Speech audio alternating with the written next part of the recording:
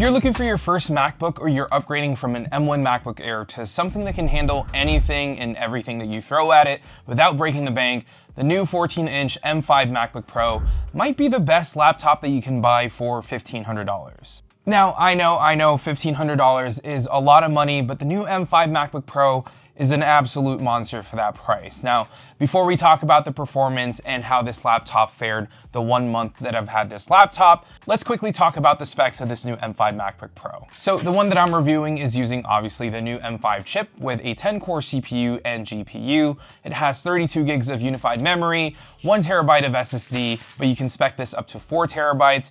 But definitely expect to pay a premium for that. So in total, we're looking at $2,350 or $2,215 if you're a student using Apple's educational portal. Now, the other thing that I forgot to mention is that this also has the nano texture display, which is only available on the Pro laptops.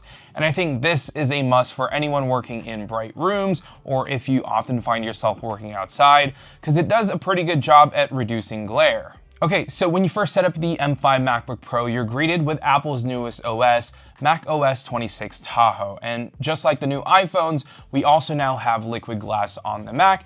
And with that, we get it throughout the entire OS, from the icons to Apple's own apps and some third-party apps as well.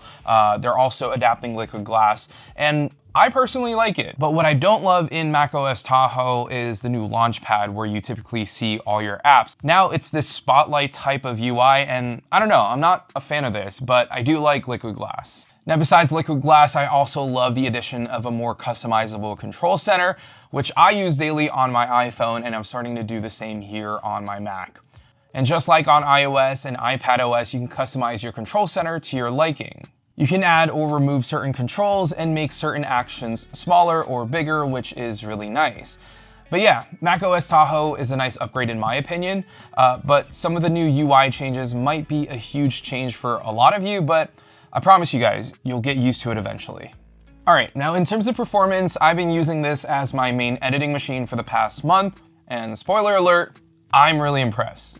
So I've been using a maxed out M4 Max for about a year now, and it's the 16-inch version. So going from a big laptop to this 14-inch is a nice change of pace. And it actually reminded me of how awesome this 14-inch experience really is. Besides the display size though, nothing else really changed here. The design is pretty much the same with the all aluminum build. Now this one is in silver, which I'm a big fan of. I think this is the best color choice for MacBooks unless we get a fully blacked out MacBook. But yeah, we have similar ports on the 14-inch and 16-inch with the Thunderbolt ports, MagSafe, SD card reader, and HDMI port. But the only real big difference from the M5 to the M4 Pro or M4 Max is the inclusion of Thunderbolt 5 ports versus Thunderbolt 4 on this M5 MacBook Pro. Basically what that means is that you have more bandwidth at 80 gigabits per second on the M4 Pro and M4 Max, and only 40 gigabits per second on this M5 MacBook Pro. I personally use a Thunderbolt 5 external SSD. Thankfully, it's backwards compatible with Thunderbolt 4, and it still works on this M5 MacBook Pro, albeit, it's a little bit slower. Now, I wish this M5 did have Thunderbolt 5, but honestly, Thunderbolt 4 is good enough for most people, especially when it comes to external SSDs. Oh, also, another thing that I forgot to mention earlier is that all M5 MacBook Pros now have PCIe 5 drives, so read and write speeds are way faster than what we had on M4. And if you do plan on upgrading your SSD like I did, please get yourself 1 terabyte because you're gonna love not having to delete files off your computer every, 2 weeks or so. Alright, so performance-wise, the new MacBook Pro with M5, I'd say, is about as fast as last year's M4 Pro, but with slightly better single-core performance, but slightly worse graphics performance in a way. But overall, though, it's, somewhat comparable. If we're not comparing it directly to Pro or Max chips, though, the M5 is a serious upgrade for those people with an M3 or older MacBook Pro. Now, as someone who makes videos, I edit a ton of 4K and 6K videos, and I use Final Cut Pro as my main editing program. And, from what I've experienced, whenever I'm using the new magnetic masking feature in Final Cut Pro, this machine is just a tad bit slower at rendering or masking my footage compared to the M4 Max that I was using.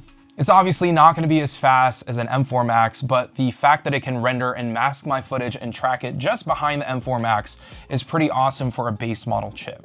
I also tried out a video upscaling app called Topaz Video, where it can take low resolution videos and use AI magic to upscale videos to a higher resolution that actually looks pretty good. And from what I can tell, the M5 is about 2 times faster than M4 when using Topaz Video, and almost 8 times faster compared to an M1 MacBook Pro, which is just insane.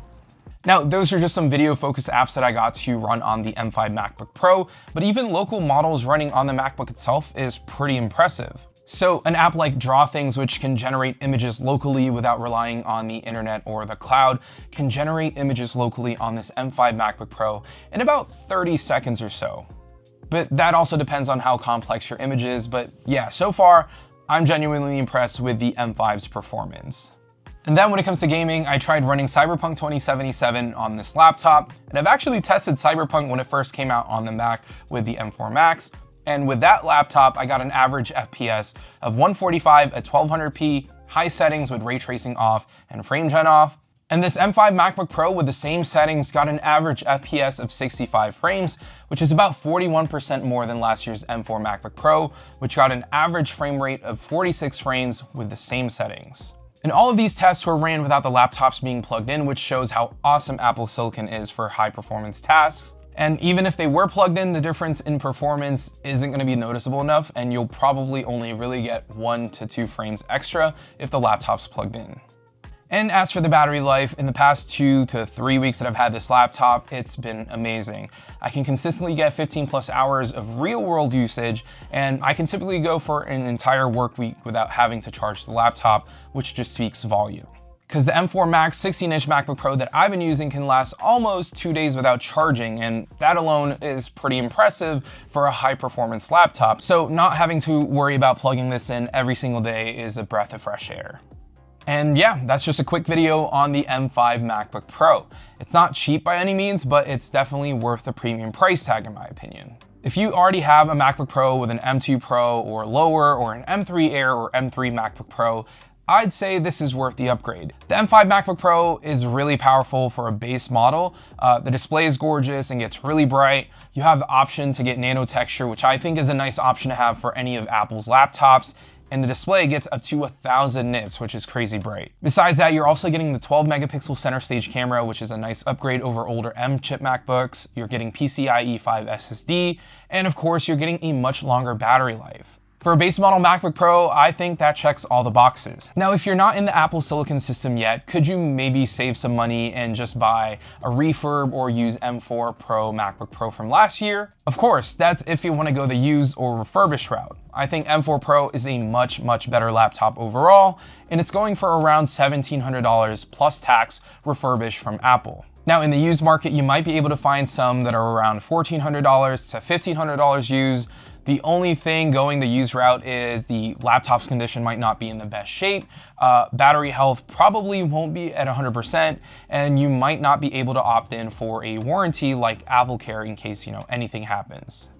So if you want to go for the M4 Pro, get one from Apple's refurb section. And with the M4 Pro, you're getting 24 gigs of RAM versus the 16 gigs on this M5. And you're also getting Thunderbolt 5 versus Thunderbolt 4 on here.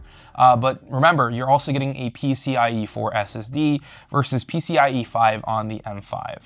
Now, if you don't want refurbished or can't find any refurbished deals on the M4 Pro, the new M5 MacBook Pro is honestly such a great laptop for what it is that I'd recommend it to just about everyone who wants that raw power with incredible battery life. Anyways, that's been it for this video. If you guys want to see more Apple videos or laptop videos in general, stay tuned to the channel, and yeah, I'll see you all in the next one.